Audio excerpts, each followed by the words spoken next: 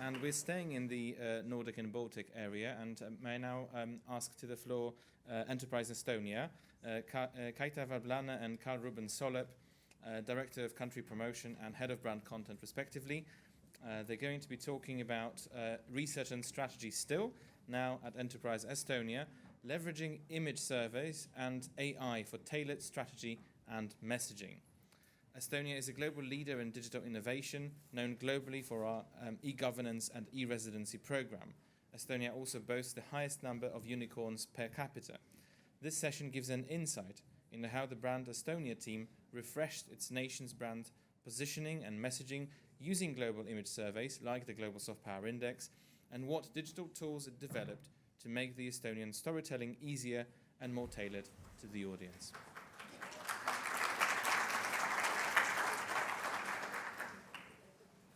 Hi, I'm Kata from Estonia. I'm director of our country promotion department, and this is my teammate. Hi, my name is Ruben. I'm also part of the brand team of Estonia, mainly responsible for all the content and also with everything to do with surveys and perception. And I have to just say to begin that about 1 year ago, we had the possibility to increase our Brand Estonia team like 3 times, which means that instead of 1 person working for Brand Estonia, now we have 3. So 2 of us here, and Stina, our project manager, is back in Estonia. But to start off, we have 1 question for you. And the question is, what is the first word that comes to your mind if you think about Estonia? Digital? It's okay to say nothing.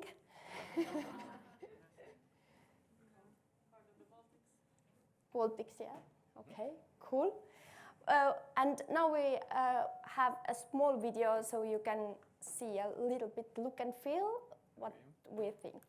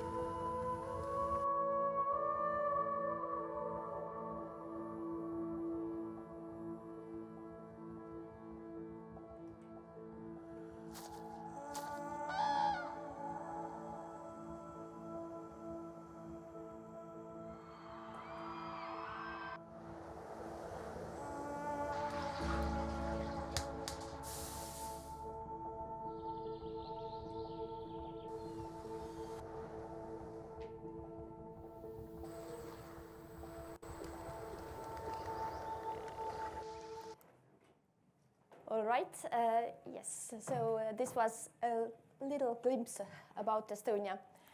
And as we promised to talk about a little bit what we have done now with a year, how we have used the image surveys and data in terms of our strategy and tailoring our messages, etc. So this is the topic.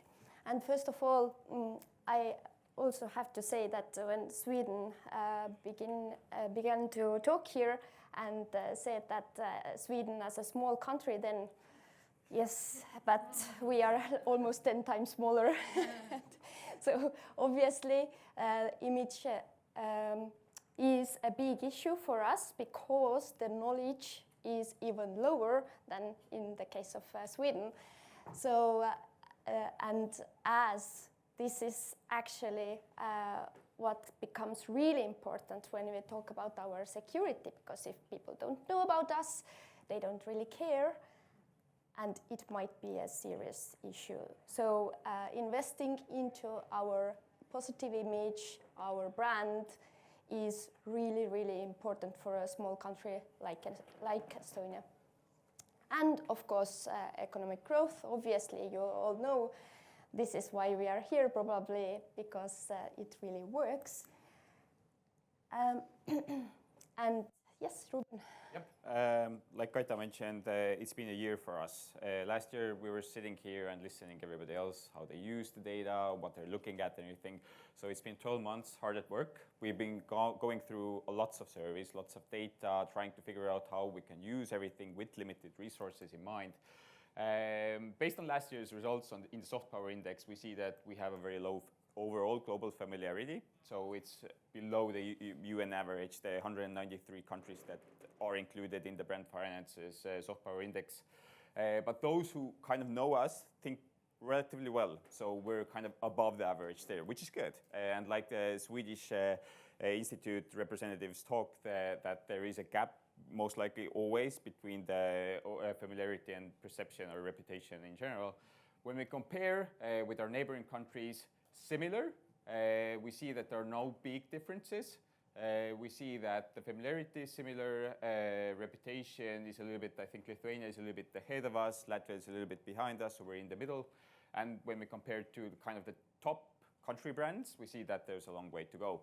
Seeing Finland and Denmark there gives us kind of assurance that a smaller country can be like more reputable, more well-known in the global scale, basically.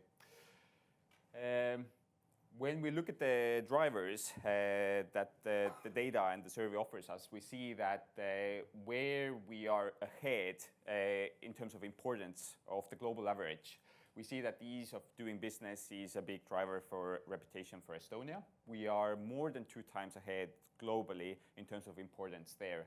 Where we lack or are behind the global average, products and brands. So people are not associating Estonia necessarily not with like any well-known brands. Internationally admired leaders, sustainable cities, great place to visit, trustworthy is a better.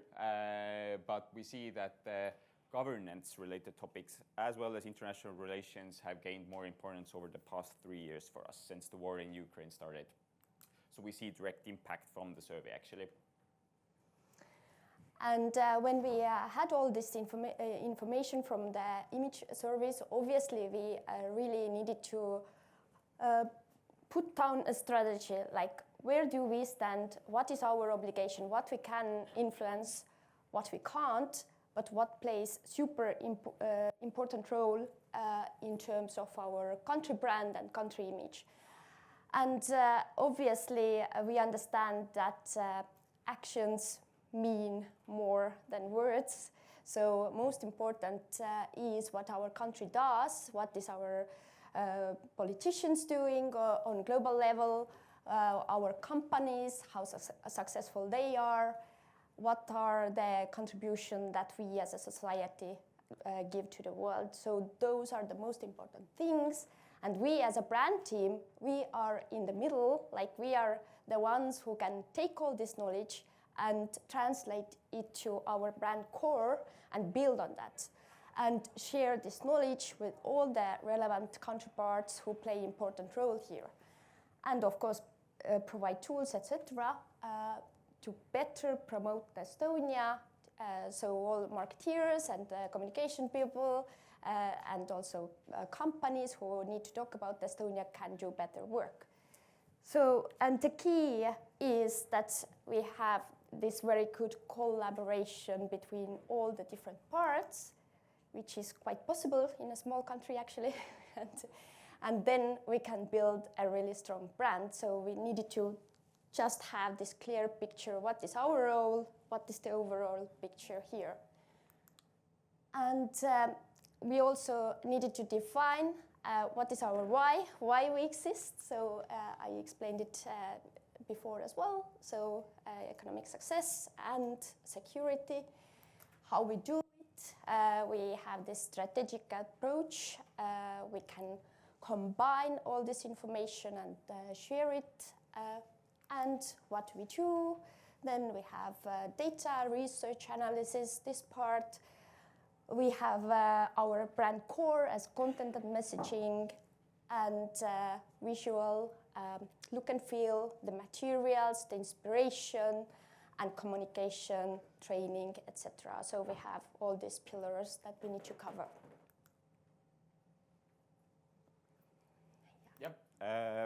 So based on that, while we focus a lot on the kind of strategy, research and messaging today, we have a very strong part to play in the visual kind of representation of Estonia as well. We will cover that later on a little bit as well.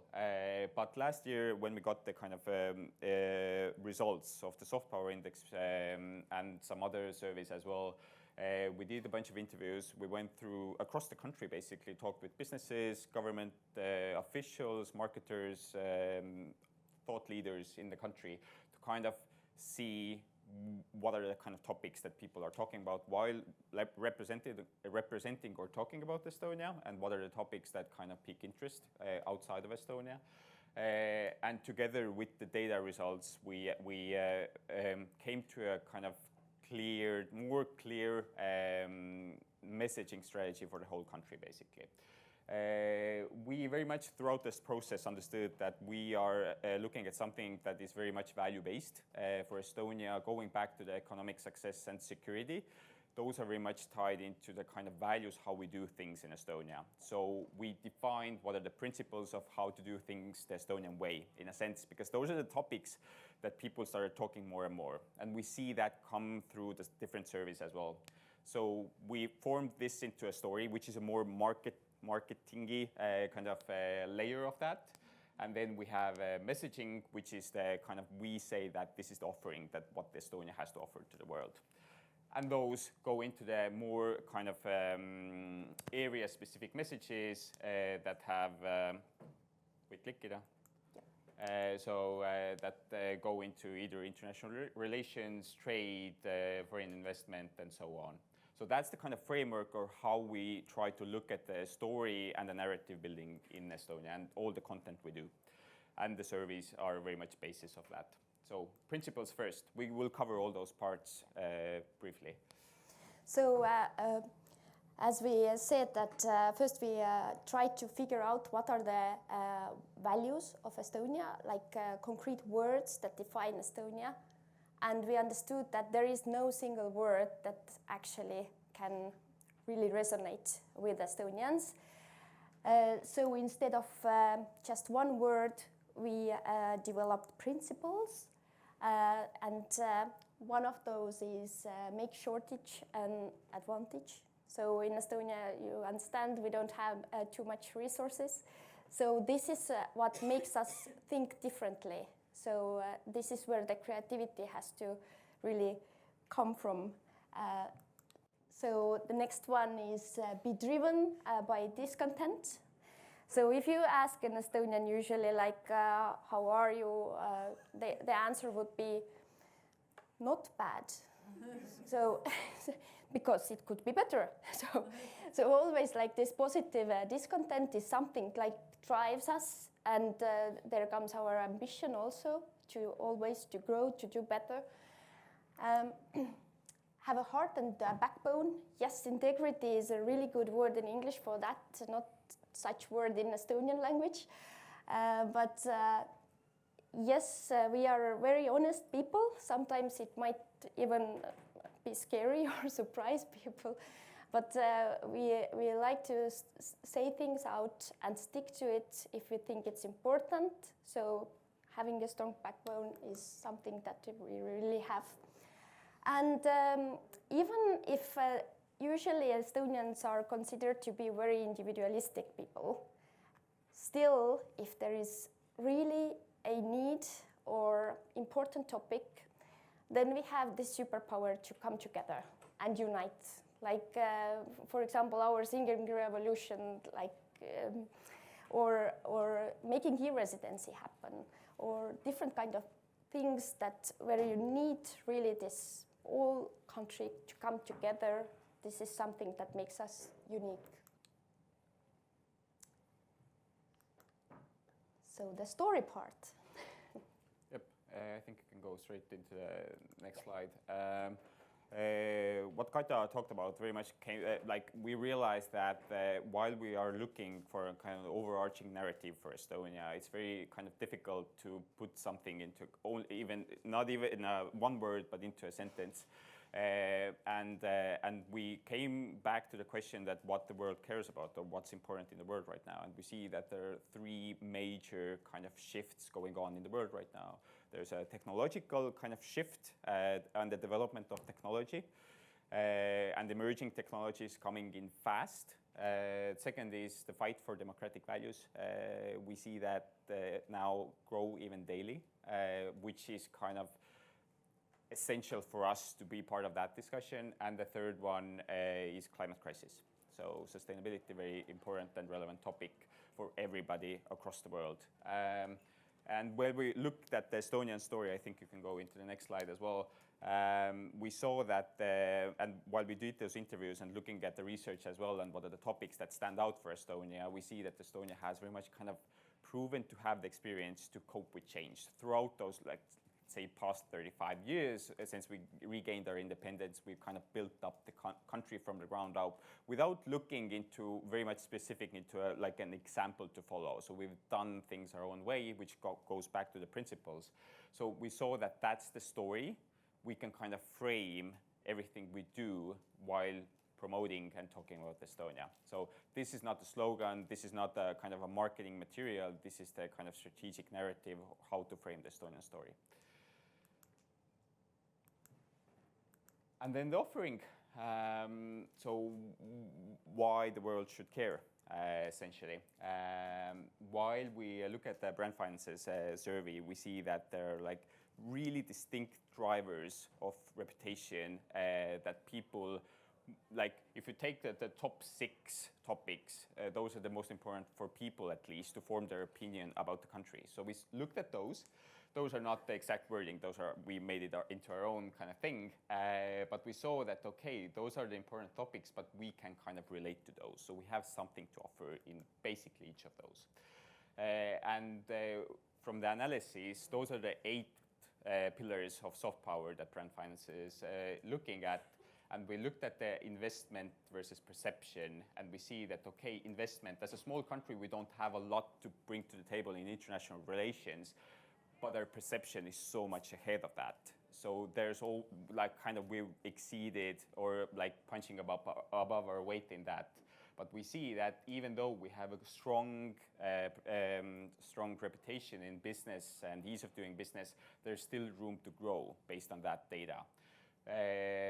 So just an interesting look how to kind of take those topics and see where we stand right now and where we have the room to grow. And we came to 5 core messages for Estonia. One is freedom built on trust, coming back to the democratic values aspect, which is which our livelihood depends on essentially in the long term. That Estonians are someone's, if they say, you can trust them. So the trust and transparency aspect in our storytelling is really important. And we always want to back our messages with facts. Yeah, so even coming back from the soft power index data or different indexes and ranking, we see that we have something to kind of prove or build on the story on. This is again very similar to previous Swedish presentation. We use a lot of the same topics and indexes. We're from the Nordics too. So digital is a big topic for us, and we see that this is something that still kind of fascinates a big part of the world. And there's a lot of stories that haven't been told yet, so people actually don't. We think that this is something that people know, they don't know actually. And we just became 100% digital, which gives us a kind of a new kind of messaging kind of leverage or platform to talk about. Oh yes, this is a short video as well about that. Estonia has finally become a 100% digital nation. This means that we have gotten rid of all the bureaucracy. No. Yes, 100% digital and 0% bureaucracy. Cares about is having less bureaucracy and having to do a lot of things. So we made that into a campaign. Maker's mindset. Estonia is known for business environment and very much our kind of startup ecosystem. building new tech companies and bringing in VC investments. And we see that that's very much tied into kind of the maker's mindset that the Estonians have, building those companies. And we actually lead in kind of VC investments in tech in Estonia as well, and have been doing that since 2015. The fourth message is very much focused on individuals and people. We see that education is a very strong driver of our kind of overall international reputation. And the people are essentially like at the core and the heart of every story anyways. So the fact here is Estonians are creative. Coming back to the maker's mindset, we're also creative. So that's what we like to tell at least. And sustainability. This was a little bit surprise for us last year and this year as well, especially for the soft power index. When we look at the 8 pillars, sustainability is the strongest pillar for us. I think we're in the 30-something, we are 30 this year, I think. And this surprised us a little bit. We didn't expect that. And every time I give a presentation in Estonia about that, people are like, yeah, I'm not sure about that. But there is when we look at the kind of overall, and we try to look at the facts, and we try to look at how you compare yourself against the world and everything, then we see that, okay, maybe there is something. So all together, this is the picture. This is the picture, yes. And this was very much kind of a combination of, let's say, 8 months work based on the soft power index, good country index, nation brands index, and as well our kind of own research in the country. And we also wanted to share some of the experiences that we have had putting everything into action, like how we can make the people's life easier who need to introduce Estonia, to talk about Estonia. So what tools can we offer in addition to just making some documents? So we just wanted to share what we have done. For example, please meet Lume. Lume means snow in Estonia. So this is our AI chatbot for creating Estonian talking points. So we have taught Lume to speak in our language, like to use the same messaging like we introduced you, to use our image service, the content from there, and then Lume translates it into a target group. Where are you going to speak, who to meet, who are you going to meet, in what country, to have kind of resonance with the audience. Yeah, and I think this is still a kind of a beta 0.2 or something. We are very much exploring that and looking into different tools as well, but it has proven to be really, really useful, especially within the government organizations, Ministry of Foreign Affairs especially, who are one of our kind of key partners right now in the messaging bit, or who are expecting messaging. But also this is like public knowledge and everybody can use that, and we have fed it and taught it based on the soft power index research data, as well as our own kind of strategy and messaging. More data to be fed, but so far interesting kind of tool how to make it more accessible and the brand more kind of accessible and more used, basically. Yeah. Another example is from photo topic. Basically, we had a campaign in Estonia about protection. Protection of intellectual property, and it was addressed to our companies, potential unicorns, and there was a will to use this unicorn image on the photo. And it was a big question whether we go to this direction, because our style has been to be very authentic in Estonia. Always use like real life photos, etc., real people, real Estonians. And then we decided that yes, there is a place for AI also in photos if this thing doesn't exist in actual world. So for example, unicorns don't exist, so it's okay to have AI to create this unicorn on the photo, but the original you can see in the middle.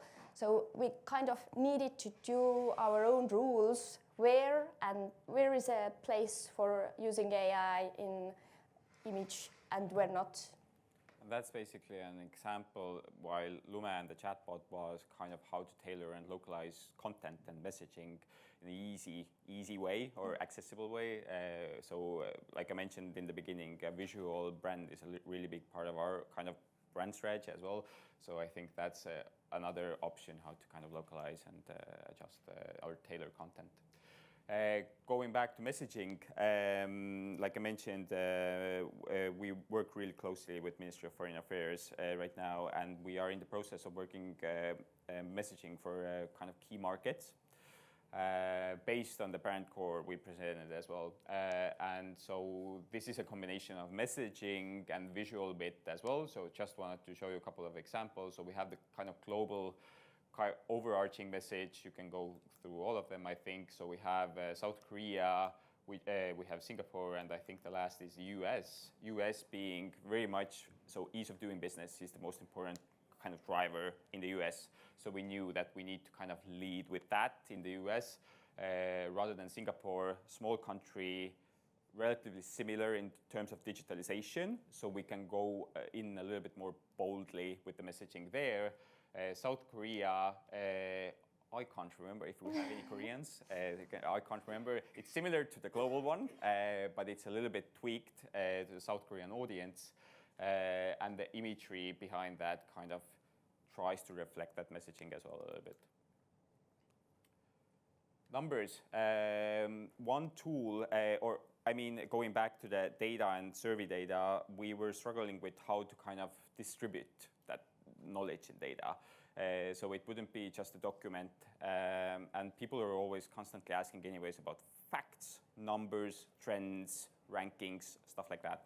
So what we did, we built the website, which is now turning into a presentation as well. So basically, you have a website where you have all the numbers and data, and this will be localized as well. You can see there's global under there, so you can pick a country basically you want to introduce Estonia to, and you can go into kind of present mode on that website, choose a topic, and go into kind of starting to do your pitch about Estonia, which is very much structured on the messaging and the brand core we showed. So this is just a kind of a demo version. The website is up. The present mode, which you are seeing right now, is ready as of yesterday in beta, but we are kind of fine-tuning and localizing it. So localizing is a big part of that. Again, going back to that, we needed to provide content, research, and data and findings for different markets and countries, how to do that in a most kind of efficient way. So we decided to go with kind of web-based that we can control and update. And we have all this Global Soft Power Index data also in this presentation, so people can use that. Also, one thing that we did first time in this format was our annual report. We collected everything that we had created during this 2004 and put it in one, again, web format. It has been very beneficial for us, actually, so we can always refer to that when people have questions and want to understand what we do, why we do, what is the outcome. So I think that's a good case study also, so I really recommend doing things like that. And we know that in other rooms there is this tourism session, and we wanted to share also one tourism video with you where we have this tailoring of messages to our north neighbor, Finland. Here we have one of Estonian very famous rap artist. Obviously sauna culture is something that is very much our thing, both in Estonia and in Finland. So here you are. No niin, kaverit. Miten menee? Kuten sanonta kuuluu, puhuminen hopea, nautiskelu kultaa. Viron suurtapahtu, missä on vähän puhetta, mutta paljon tunnetta. Lähdetään Virossa. It was in Finnish. So. It was in Finnish, so do we have anyone from Finland here? Nobody understood, good. We neither. But in Finland it really worked. It had very big coverage and people liked it and shared it in social media, so it was a very successful campaign. And yes, so if you missed this session there, you got some tourism information also. Now we have questions time. I think that was it from our side. Open to any questions.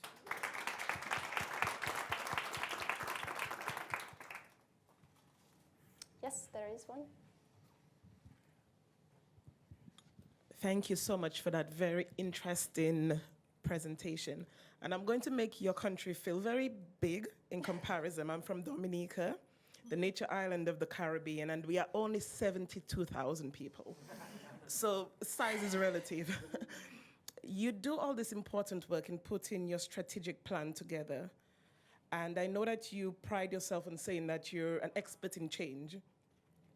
But sometimes people are resistant to change itself. How easy or difficult it is to get your Ministry of Foreign Affairs, your Ministry of Tourism, your businesses on board and behind what it is that you have in your strategic plan and in Luma?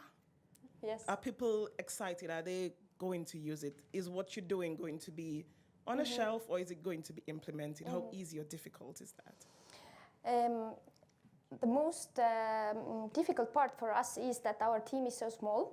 So we really lack of resources going out there and talking and sharing the knowledge. So actually all these tools have proved to be really a success story, because then we can get much wider audience to share the same messages, for example.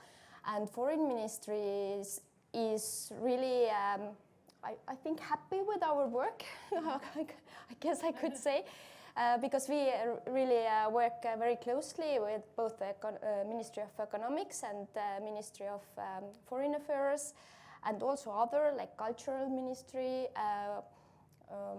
and our Prime Minister's office, for example.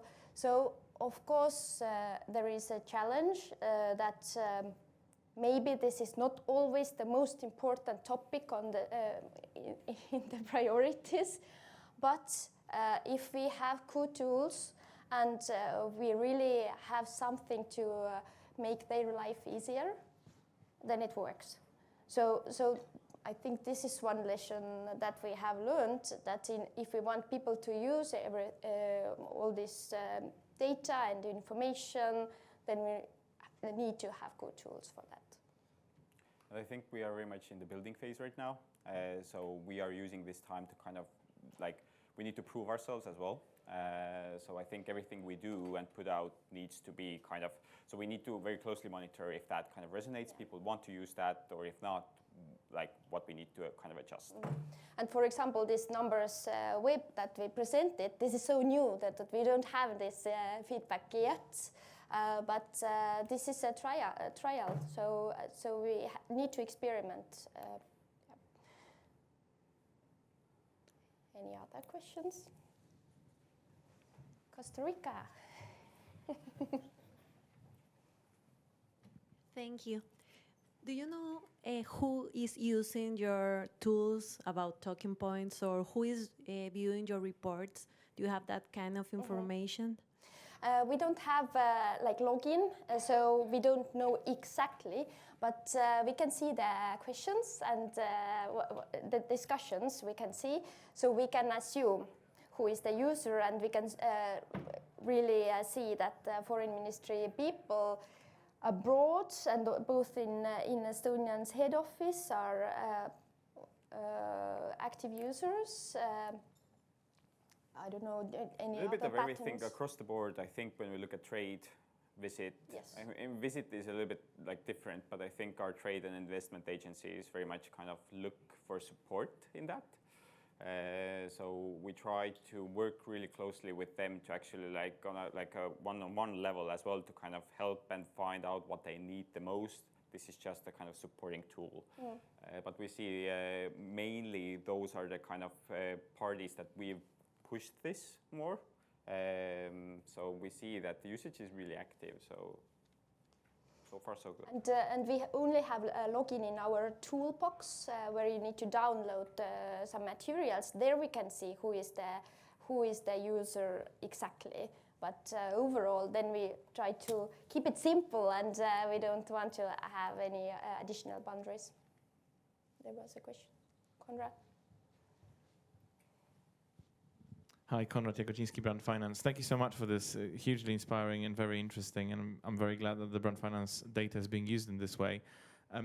I just had a thought about this, what you were showing, both Luma, the AI tool, but also in general, all the digitalization transformation and Estonia now being 100% digital country when it comes to government and services.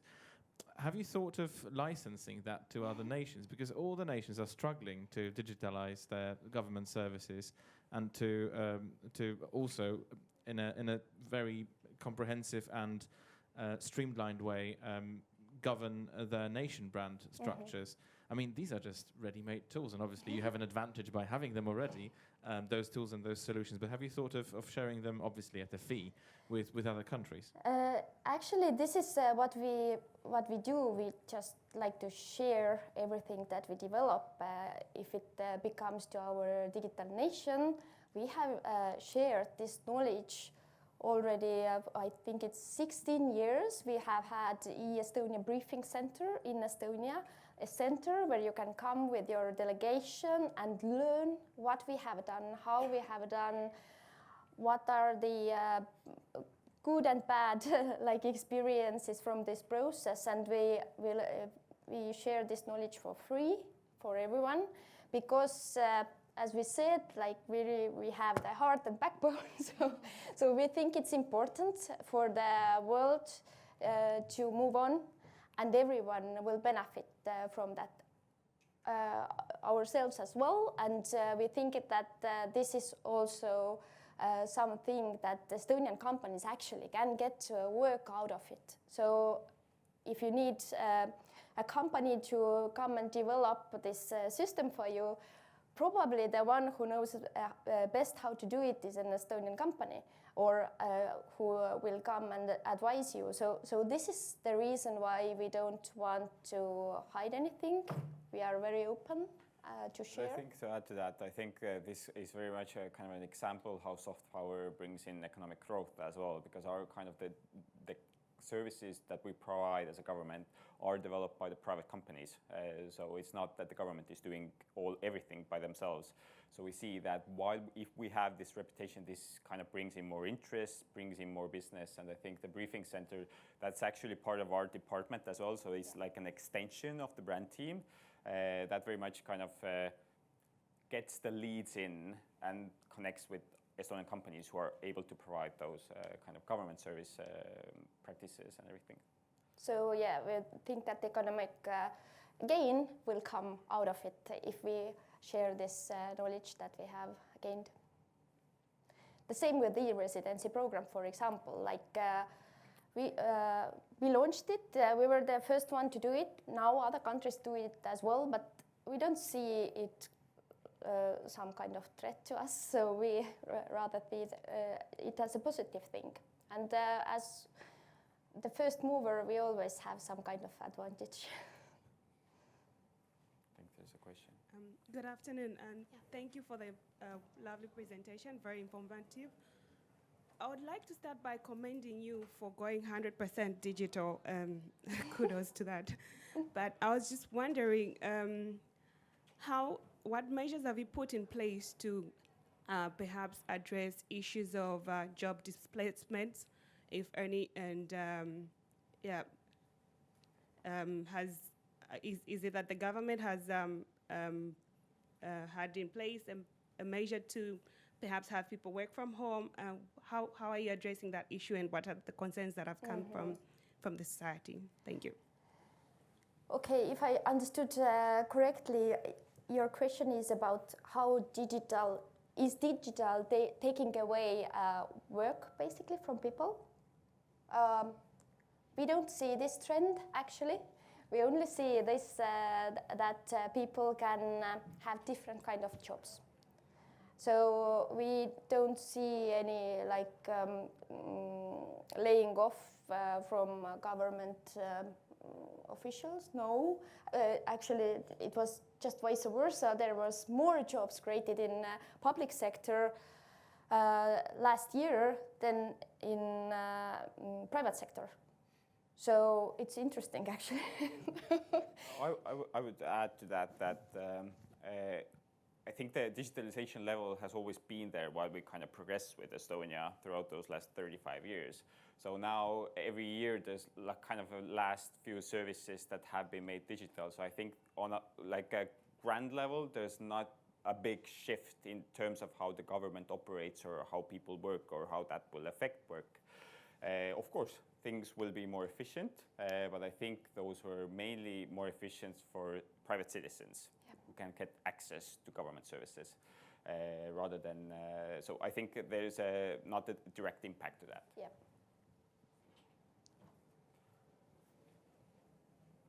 I think we're good. Any more questions? No?